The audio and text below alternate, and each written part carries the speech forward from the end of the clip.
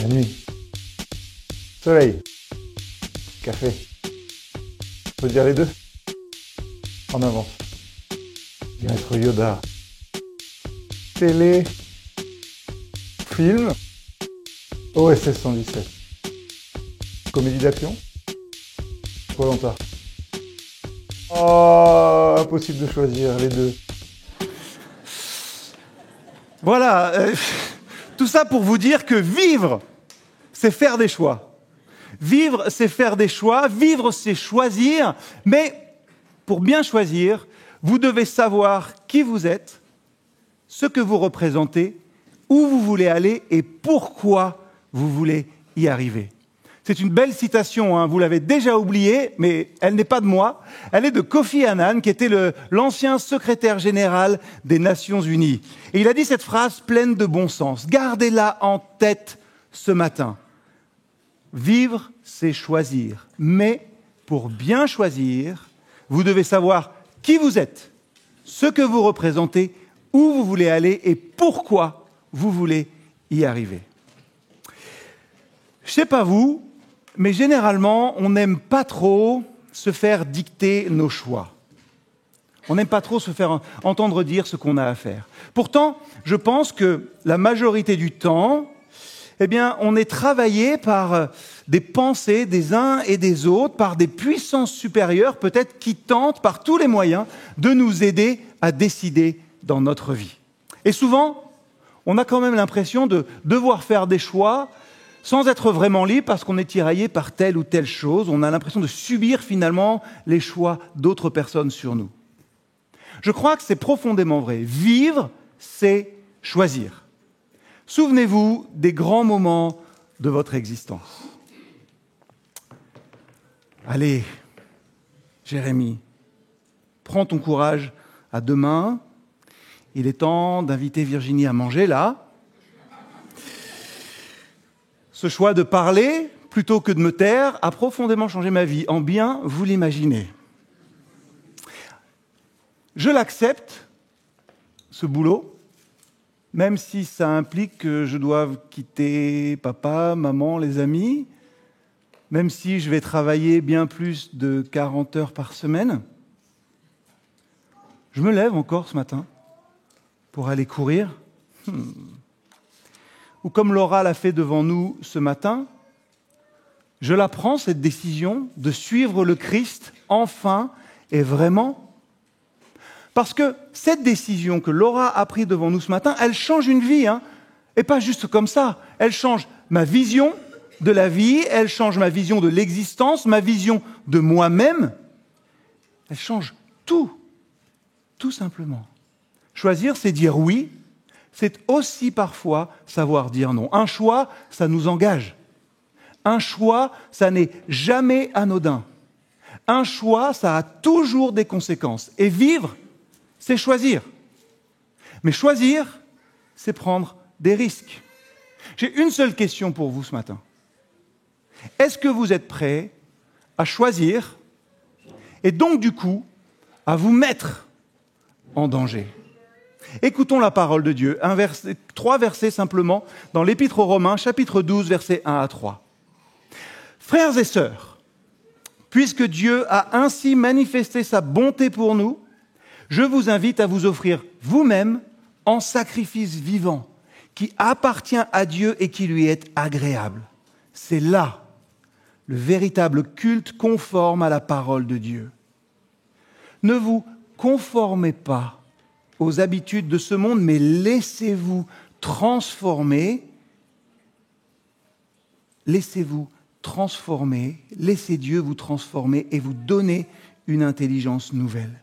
Vous discernerez alors ce que Dieu veut, ce qui est bien, ce qui lui est agréable, ce qui est parfait. À cause du don que Dieu m'a accordé dans sa bonté, je le dis à chacun de vous, ne vous prenez pas pour plus que vous n'êtes, mais ayez une idée juste de vous-même. Chacun selon la part de foi que Dieu lui a donnée. Comment montrer à Dieu notre attachement en toutes circonstances ? Mais j'avais envie d'aller un petit peu plus loin et de vous chatouiller encore ce matin. Les circonstances, en toutes circonstances, c'est très général, hein. Alors on va parler concrètement. Comment montrer mon attachement à Dieu dans toutes mes circonstances? Comment montrer mon attachement à Dieu dans ma vie, simplement? Paul, dans l'Épître aux Colossiens, chapitre 3, verset 2, donne une réponse. Hein. Mais vous êtes ressuscités avec le Christ, c'est ce qui a été symbolisé par la sortie de l'aura de l'eau. Recherchez donc les réalités d'en haut, là où se trouve le Christ qui siège à la droite de Dieu. L'apôtre ne dit pas que c'est automatique.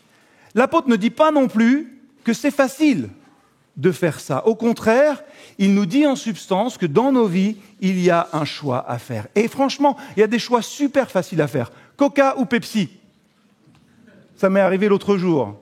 J'étais à la gare de Lyon, on me dit « Monsieur, je suis désolé, j'ai plus de Coca, je vous mets un Pepsi ». « Absolument pas, madame, donnez-moi un Fanta au moins, mais pas un Pepsi ». C'est vrai en plus. Chocolat, brocoli. Même si avec le temps, le brocoli, il y a des choses qui peuvent sembler attirantes, ok. Olympique de Marseille, Paris Saint-Germain. Facile à choisir, ça. Il n'y a pas de poser de questions 150 fois.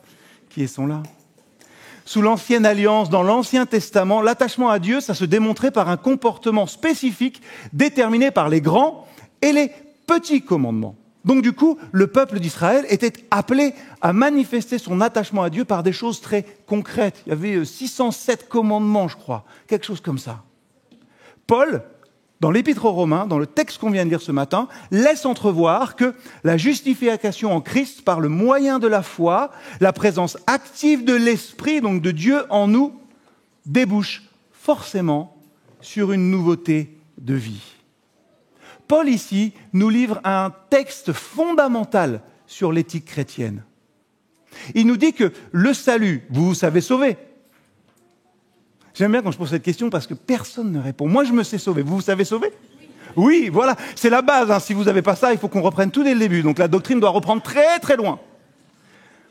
Le salut n'est pas simplement un statut nouveau devant Dieu et une espérance d'une pleine libération pour plus tard, finale. Le salut, cette réalité de se savoir sauver, ça se vit déjà maintenant. Et vous savez où? Dans les conditions difficiles et dangereuses de ce monde. Dans les conditions difficiles et dangereuses de ma vie et de votre vie. Et ça engage mon être tout entier, son intelligence, ses paroles et aussi mes actes. L'éthique chrétienne décrite par l'apôtre Paul dans ce chapitre a cela de merveilleux, mais aussi de très difficile. C'est une éthique réaliste, sans illusion sur la nature humaine, sur ses capacités. Elle est ouverte en ce sens que l'éthique chrétienne préfère l'incitation, l'invitation au discernement à une longue liste de commandements stricts. Ce serait tellement plus simple si on avait cette liste de commandements, et alors il faut faire ci, ça, ça, ça et ça, et si j'ai ça, poum, c'est bon, je suis un bon chrétien. Expression qui n'existe pas, il n'y a pas de bons chrétiens, des chrétiens c'est tout. C'est une éthique de la reconnaissance, comme ressort d'une obligation intérieurement et librement consentie. Je fais la volonté de Dieu parce que je suis reconnaissant. C'est une éthique du don de soi-même, du don de chacun d'entre nous dans le concret de notre quotidien. C'est une éthique de transformation de l'intelligence par l'action de Dieu lui-même en vue de percevoir sa volonté et d'avoir, nous, le désir de lui obéir. C'est pour ça que j'ai dit à Laura, est-ce que tu es prêt à te laisser transformer? C'est Christ qui agit. Dans notre vie, dans ce monde, nous sommes obligés de faire des choix. Et c'est peut-être le ressort aussi de cette question que vous avez déjà entendue si vous êtes dans les églises depuis un certain temps. Ça revient souvent dans les groupes de jeunes, mais pas que. Comment être dans le monde, dans la société, sans être du monde? Cette question, elle ne se poserait pas si dès la réception du Christ, on était transporté ailleurs. Cette question ne se poserait pas si l'adhésion au Christ impliquait la séparation d'avec le monde. Or, ce n'est pas ce que Christ nous demande. Si c'était ça, hop, je reçois Christ, je suis séparé, pas de problème. D'ailleurs, vous savez qu'il est incontestable que depuis les débuts du christianisme, certains ont la tentation de se séparer du monde. Mais Dois-je vous rappeler que vous êtes dans une église où Jean-Pierre Sivelli est pasteur? C'est-à-dire que vous savez que l'Église a aussi un rôle fondamental de témoin dans la société. Bref, la coupure, la séparation d'avec le monde n'est pas envisageable. Du coup, il nous faut choisir constamment, à chaque instant et dans tous les domaines de notre vie. On peut essayer de ne jamais prendre aucune décision, mais alors quand on fait ça, on est à la merci des décisions des autres. Exemple tout bête. Vous êtes sur le canapé avec votre épouse ou votre époux et il est temps de choisir une série. Qu'est-ce que tu veux regarder? Je sais pas, vas-y, qu'est-ce que toi tu veux regarder? Non mais allez, vas-y, qu'est-ce que tu veux regarder? C'est toujours moi qui choisis. Vous connaissez ça, hein? Oui, je vois qu'il y en a qui connaissent aussi. C'est exactement ça. Quand on ne prend pas de décision, on est à la merci de la décision des autres. On peut essayer de ne jamais prendre de décision, mais alors on est à la merci du monde aussi, et donc du prince de ce monde qui va prendre des décisions pour nous. On peut aller aussi au petit bonheur la chance, mais ça ne nous mène jamais très très loin. Que dit la Bible quand il s'agit de faire un choix? C'est là la difficulté. C'est que la Bible et ce chapitre de Romains 12 n'est pas un livre de recettes. Avec voilà pour telle situation ce qu'il faut faire, voilà pour telle situation quelle décision vous devez prendre. La Bible ne donne pas des réponses à toutes les situations possibles et imaginables, mais elle donne quand même des indications générales, des façons de penser et d'agir. Et au verset 2, nous avons une indication, nous avons un conseil. Ne vous conformez pas au siècle présent. En langage contemporain aujourd'hui, ça veut dire ne faites pas ce que les autres font juste parce qu'ils le font. Ne faites pas les choses parce que tout le monde le fait. Ou alors à l'inverse, je ne le fais pas parce que personne ne le fait. Les autres ne prient pas à table avant le repas. Pourquoi je le ferais? Les autres ne sont pas honnêtes avec leur déclaration d'impôt. Pourquoi je le ferais après tout? La fidélité n'est pas à la mode. Pourquoi est-ce que je m'échine à être fidèle? Paul donne un conseil, ne vous conformez pas. Ça veut dire ne soyez pas formés par ce qui se fait en général. Ne soyez pas formés par ce qui se fait en général. Anecdote, quand j'étais au lycée, je prenais toujours des classeurs noirs. Sans rien dessus, sans illustration, sans rien, comme ça je pouvais coller les stickers que je voulais et je pouvais surtout y écrire les paroles de chansons que je voulais. Alors, je me souviens que dans mes années de lycée, j'avais sur un de mes classeurs écrit en gros au blanco. Les anciens sauront comme c'était difficile parce qu'on n'avait que le petit pinceau là. C'était compliqué à faire. Ces mots d'un des groupes les plus importants des années 90, Rage Against the Machine. Ah, je savais que vous ne l'attendiez pas dans une prédication, celle-là. Et ces mots, c'était ceci. Je vais vous les traduire en anglais. Vous pourrez la retrouver, c'est Know Your Enemies, la chanson. Et ces mots qui étaient marqués sur mon classeur, c'était « Oui, je connais mes ennemis. Ce sont les professeurs qui m'enseignent à me combattre moi-même. Oui, ce sont eux, c'est le compromis, c'est la conformité, c'est l'assimilation, c'est la soumission, c'est l'ignorance, c'est l'hypocrisie, c'est la brutalité, c'est les élites. Et tout ça, malheureusement, fait partie du rêve américain. » Je vous cite ça pour vous dire une seule chose, se conformer, pour moi, c'est abandonner. Se conformer, c'est abandonner. Entrer dans une forme, se laisser modeler par tout ça. Or, le chrétien est quelqu'un, et la chrétienne, le chrétien, la chrétienne est quelqu'un qui ne veut pas entrer dans une autre forme que la forme qui ressemble à Jésus-Christ. Et Paul ne dit pas que tout est faux dans le siècle présent ou dans le monde. Il ne dit pas que tout est mauvais. Il dit juste ne vous conformez pas. Ne soyez pas fondus dans le moule du siècle dans lequel nous vivons. Pour le chrétien, se soumettre à Christ est plus important que tout. C'est lui la plus haute autorité. Et là, je pourrais vous parler effectivement de la soumission aux autorités, au gouvernement, vous savez. Mais c'est facile ça, on est français. On n'a aucun problème à ne pas être d'accord avec un gouvernement. Non? C'est pas un souci, ça. De ne pas se laisser convaincre, de dire non, c'est pas juste, je ne vais pas faire ça. J'étais, malgré mon parole de chanson sur mon classeur, un rebelle de pacotille quand j'étais ado. C'est vrai. Et je suis un adulte aujourd'hui qui découvre que l'autorité avec laquelle j'ai du mal à harmoniser la souveraineté de Dieu, ce n'est pas un gouvernement, ce n'est pas des professeurs, ce n'est pas une église, c'est même pas un patron, hein. Mais c'est moi. C'est mon cœur, c'est mes désirs, c'est mes envies, c'est mon honneur, c'est mon ego, c'est ce que j'estime être mes besoins, mon bon droit et ma liberté. C'est ça l'autorité avec laquelle j'ai le plus de mal. On en est tous là, hein. Enfin, j'ai l'impression en tout cas. J'aimerais vous rappeler une petite chose. C'est normal d'être tenté. C'est l'expérience de tous et de toutes, et dans bien des domaines. Le problème, c'est que l'ennemi sait mettre sur notre chemin les besoins, les envies, les désirs qui sont en capacité de nous faire changer de direction. Tous mes désirs ne sont pas mauvais. Hein. Attention, ce n'est pas ce que je veux dire. Vous avez le droit d'avoir des désirs, vous avez le droit d'avoir des envies. Et Dieu ne nous demande pas toujours de choisir le chemin le plus difficile. Il ne nous demande évidemment pas de prendre souvent le chemin le plus facile, mais il nous demande de choisir un seul chemin, c'est celui qui est conforme à sa volonté. C'est vrai, ça fait peur bien souvent de sortir du moulin. Et cette peur qu'on peut avoir, hein, le courage que la foi nous demande jour après jour pour avancer,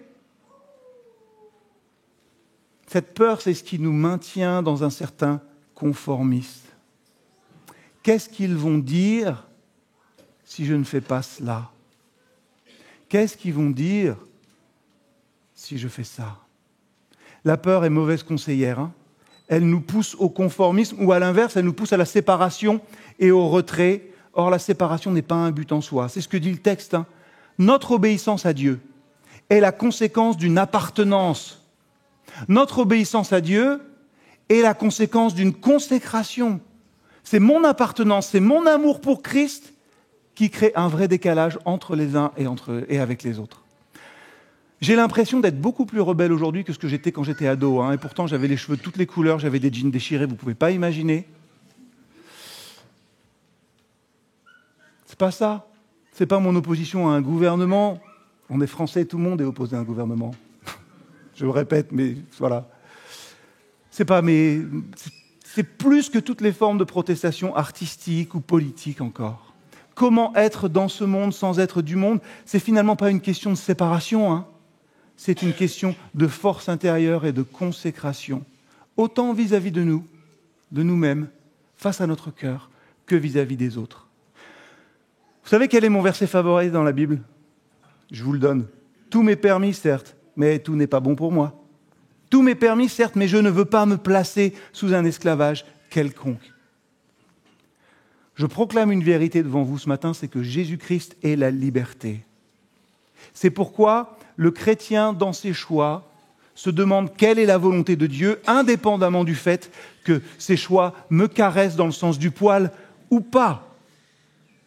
Je veux me conformer à la volonté de Dieu en mesurant toutes les exigences et les conséquences de ses choix, car chacun est esclave de ce qui le domine.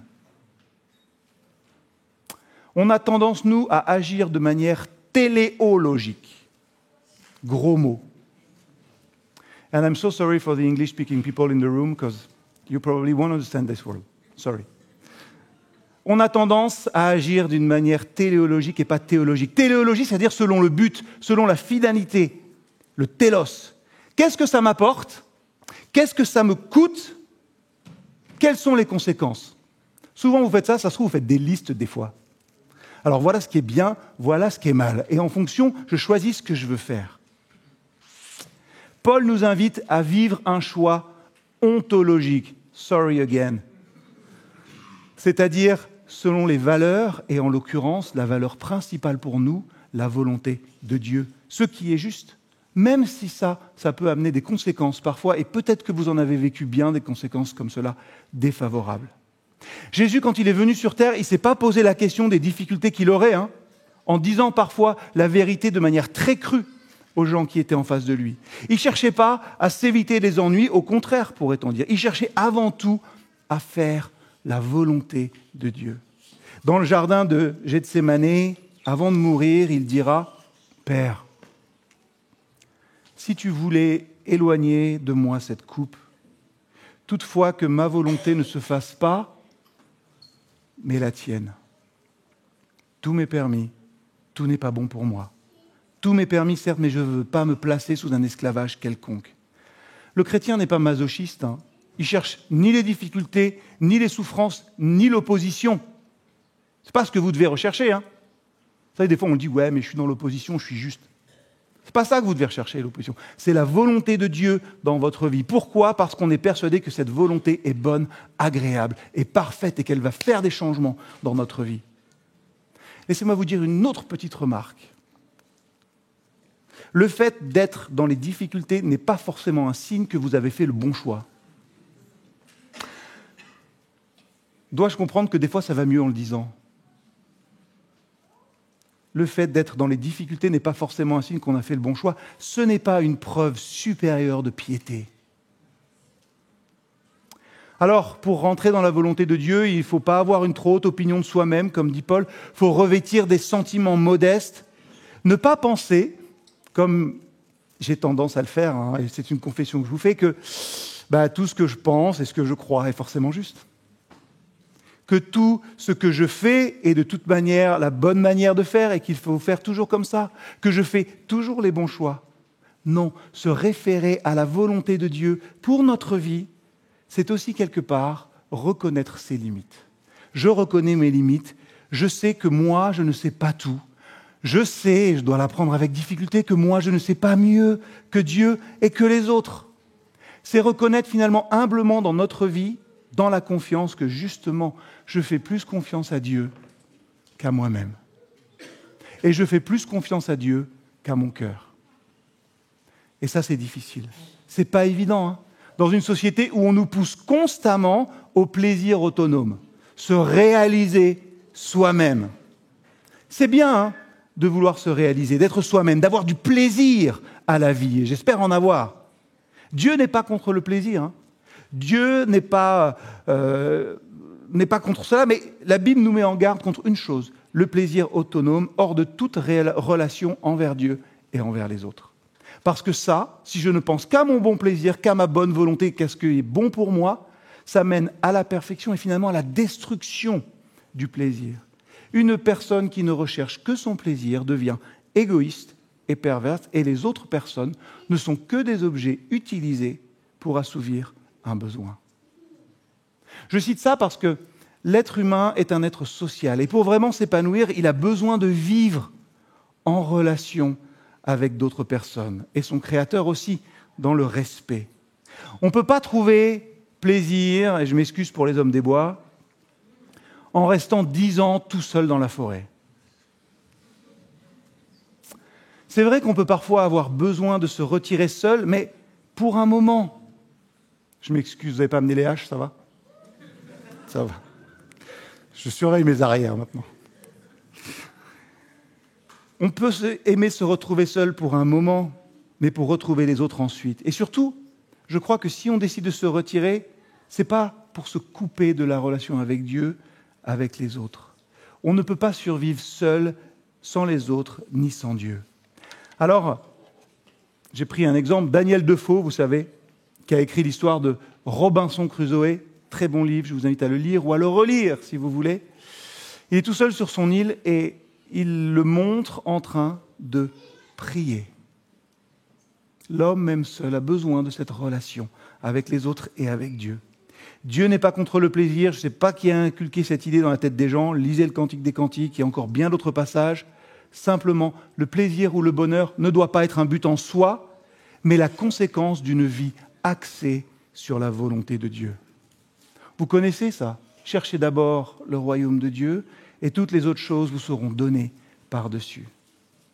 Alors, c'est vrai, c'est pas facile, pas évident de ne pas agir en fonction de ce que moi je considère comme étant le mieux. Et c'est pour cela que Paul, dans notre texte, parle du renouvellement de l'intelligence ou du renouvellement de la pensée. Soyez transformés par le renouvellement de l'intelligence. Et le terme grec employé ici parle de métamorphose, un changement complètement radical. C'est ce à quoi faisait allusion Florence tout à l'heure, comme une chenille qui se transforme, qui se métamorphose en papillon. Et on ne reconnaît plus la chenille dans le papillon. C'est la nouvelle naissance, c'est le changement radical que Dieu produit en nous par le Saint-Esprit si nous le lui demandons. 2 Corinthiens 5, verset 17. « Si quelqu'un est en Christ, il est une nouvelle créature. Les choses anciennes sont passées, voici toutes choses sont devenues nouvelles. » Toutes choses. On peut passer vite, on se dit « ouais, toutes choses ». C'est quoi toutes ces choses ? C'est quoi toutes ces choses dans votre vie ? Paul nous invite à faire des choix. Et Paul nous invite dans nos choix à rechercher la volonté de Dieu, surtout dans les domaines où nous avons de la peine à l'accomplir. Rechercher sa volonté à Dieu, je vous donne un petit tips pratique, ça commence par aller voir dans sa parole. Question, est-ce que je dois pardonner à la même personne 10 fois le même jour ou pas ? Vous êtes des bons chrétiens, vous allez me dire oui. Je n'ai pas besoin d'une grande révélation extraordinaire du Saint-Esprit pour dire oui, puisque Jésus dit clairement qu'il faut pardonner jusqu'à 77 fois 7 fois, autrement dit, sans limite. Quelquefois, on se tord le cerveau, mais c'est extrêmement simple. C'est marqué, c'est là. Et quand vous faites ça, vous me dites, oui, mais on y perd, ça ne se fait pas, je ne peux quand même pas lui pardonner. Ouais, dans le siècle présent, ça ne se fait pas. Mais rappelez-vous ce que je vous ai dit, il ne faut pas se conformer au siècle présent. Jésus nous invite à pardonner encore et toujours. Ça ne veut pas dire banaliser la faute, ne pas discuter les problèmes ou les raisons, mais pardonner. Jésus n'a pas dit qu'il fallait avaler n'importe quoi, mais il a dit de pardonner. Donc dans mes choix, Dieu m'invite à me poser la question, quelle est la volonté de Dieu ? Je le recherche dans sa parole, dans la confirmation de son esprit, dans la paix que je peux avoir dans le cœur aussi, et puis parfois, dans le conseil de mes frères et sœurs, de ceux qui sont là autour de moi. Paul indique encore un moyen, un peu plus loin au verset 9, « Ayez le mal en horreur. Attachez-vous fortement au bien. » S'attacher fortement au bien, ça va vous aider à faire les bons choix. Qu'est-ce qui va dans le sens du bien et à l'opposé du mal ? Dans le sens de l'amour, c'est-à-dire du Christ. Un petit moyen tout simple pour vous aider dans vos choix. Je dis souvent aux jeunes qu'il faut dépasser ça, mais quand même ça aide. Les gens de ma génération avaient sans doute un petit bracelet, vous savez, « What will Jesus do ?» Là, avec le tout qui était là, dans différentes couleurs. À la fin du premier culte, certains sont venus me voir en me disant « J'en avais un de cette couleur-là. » Moi, je disais « J'en avais un noir, juste blanc. » C'est se poser la question. La Bible nous invite à devenir imitateurs de Christ. Dans ma situation, que ferait-il ? J'ai tort à 1%. Mathis a tort à 99%. Qui doit faire le premier pas ? Que ferait Jésus ? Vous le savez. Alors faites-le. Commencez à vivre en accord avec vos valeurs, avec ce que Christ veut que vous viviez. Paul nous invite à persévérer. Réjouissez-vous en espérance. Soyez patients dans l'affliction. Persévérez dans la prière. Romains 12, verset 12. Jésus n'a pas choisi le chemin de la facilité en venant sur terre. Et je crois que le Seigneur ne nous demande pas non plus de choisir le chemin de la facilité. Mais il nous demande de choisir le chemin de l'obéissance, qui l'a conduit vers la victoire. Jésus allait partout, sans crainte de se souiller parce qu'il était en communion indéfectible avec son Père, et comme lui, nous sommes envoyés. Avez-vous peur parfois d'être souillé parce que vous fréquentez telle ou telle personne ? Avez-vous peur d'être souillé parce que l'un ou l'autre est là et franchement, ici, Rage Against the Machine, dans un sermon, c'est pas possible. Je termine avec un texte que j'aime beaucoup, mais qui n'est pas facile. Jésus appela de nouveau la foule et il leur disait « Écoutez-moi, vous tous, et comprenez bien. Il n'y a rien de ce qui est extérieur à une personne qui puisse la rendre impure en entrant en elle. Mais ce qui sort d'une personne, voilà ce qui la rend impure. Quand Jésus fut entré dans la maison, loin de la foule, ses disciples l'interrogeaient sur cette parabole et il leur dit « Êtes-vous donc vous aussi sans intelligence? Ne comprenez-vous pas? Aucune chose de l'extérieur ne peut rendre une personne impure quand elle entre en elle. Car ces choses n'entrent pas dans son cœur, mais dans son ventre, pour être ensuite éliminées. » Par ces paroles, Jésus déclarait que tous les aliments sont purs. Il ajouta « C'est ce qui sort d'une personne qui la rend impure. Car c'est du dedans du cœur de l'être humain que viennent les mauvaises pensées. Elles le poussent à vivre dans la débauche, voler, tuer, commettre l'adultère, vouloir ce qui est aux autres, agir méchamment, tromper, commettre des actes honteux, être envieux, dire des insultes, être orgueilleux et insensé. Tout ce mal sort du dedans et rend la personne impure. Leçon pour nous aussi aujourd'hui, vaste devoir. Est-ce qu'on est prêt à vivre ça, à considérer que le problème ne vient pas des autres ou de Dieu, mais de nous et de ce qu'on a là? Jésus a choisi le chemin de l'obéissance et je vous invite à le faire aujourd'hui. Comme je me le dis chaque jour, choisis le chemin de l'obéissance, Jérémie. Pourquoi ? Parce que ce chemin a conduit Christ vers la victoire et je sais qu'il me conduira aussi et qu'il vous conduira vers la victoire. Si vous désirez cette victoire dans votre vie, alors nous sommes tous invités à faire comme Jésus et sans cesse nous poser aussi intérieurement cette question: quelle est ta volonté, Seigneur ? Emportez cette parole avec vous. Vivez en recherchant constamment cette volonté-là. J'avais envie de vous dire bonne semaine, bon courage. On se retrouve la semaine prochaine et on voit comment est-ce qu'on a mis ça en pratique. Que personne ne se sente troublé parce qu'il est tenté. Ça arrive, c'est normal. Que personne ne se dise « je ne suis pas à la hauteur ». Laissez-vous transformer. Pas transforme-toi. C'est toute la différence. Alors, quelle est ta volonté, Seigneur ? Je vous invite à un moment de silence avant qu'on ne partage le pain et la coupe. Un moment de silence parce que l'apôtre nous y invite aussi à nous placer devant Dieu. Et nous avons ce temps où nous pouvons le faire. Où nous pouvons nous examiner. Et peut-être, prenez ce temps de silence pour vous poser la question aujourd'hui. Mais quelle est ta volonté, Seigneur ? Priez-le profondément. Je vous invite à ce moment de silence et ensuite nous partagerons le repas du Seigneur.